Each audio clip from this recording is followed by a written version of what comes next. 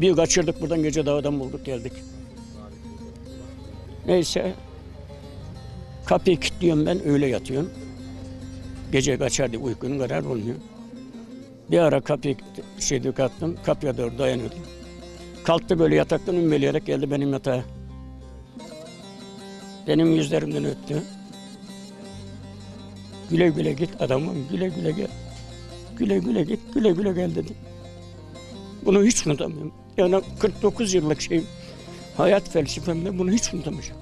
Yani Alzheimer hiçbir şey bilmiyor, o benim. hiçbir şey bilmiyor ama. Ben ona malum olmuş yani. Hani güle güle git, güle güle gel, güle güle git, güle güle gel dedi böyle. Kalktım bir ağladım, bir ağladım.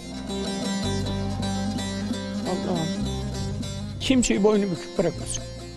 Mutlaka nasılsa biri ölecek de. Kimseyi boynu bükük bırakmasın Allah'ım. Bir kaçırdık buradan, gece dağda.